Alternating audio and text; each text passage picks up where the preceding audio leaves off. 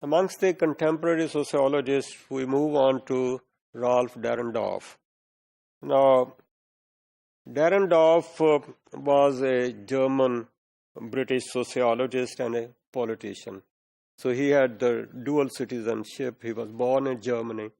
Then he, got citizenship of UK as well, though he died in Germany at the end.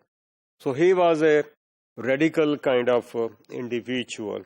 So during his political career, he was a member of German Parliament and later on member of House of Lords.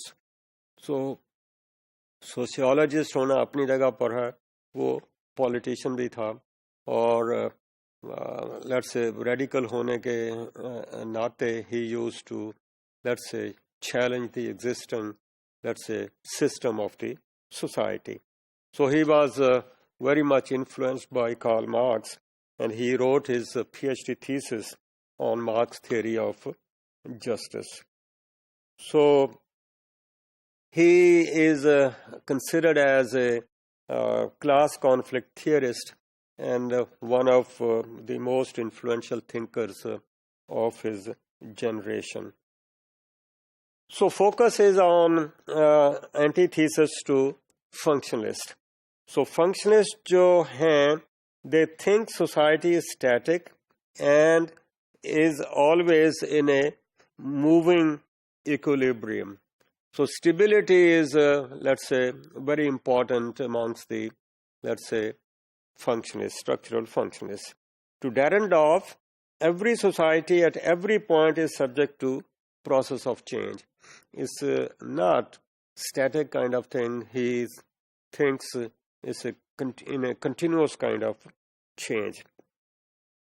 So जहाँ पर functionalist जो है orderliness की बात करते हैं, conflict theorists जो हैं ये dissent की बात करते हैं, and they consider conflict at every point in the social system.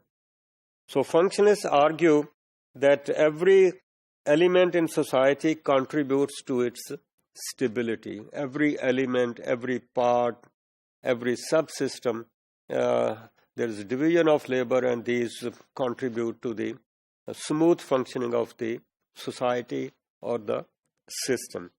जबकि conflict theorists जो हैं, they see many societal elements as contributing to, let's say, dissent or disintegration. And जब इसकी बात करते हैं disintegration की या उनके, let's say, conflict की, then the change comes in.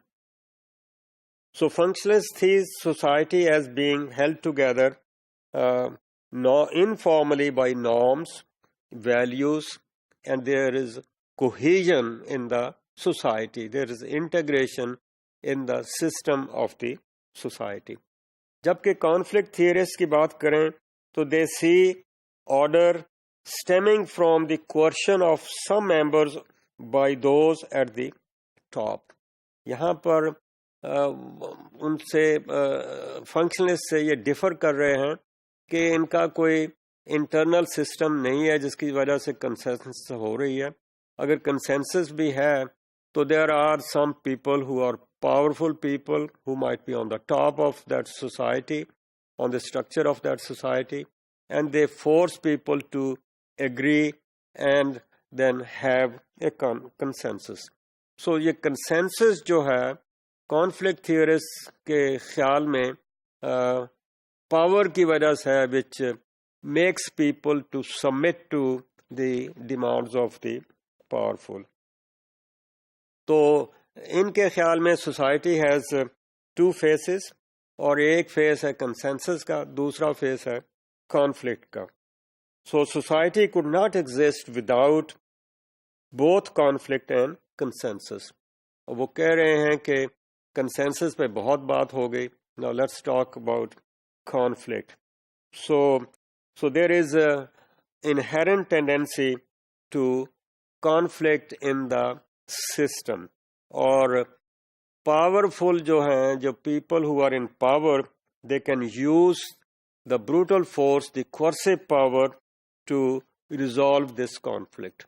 अब ये conflict resolve होगी तो maybe they have a new arrangement, and that is how he talks about that this conflict might lead to change.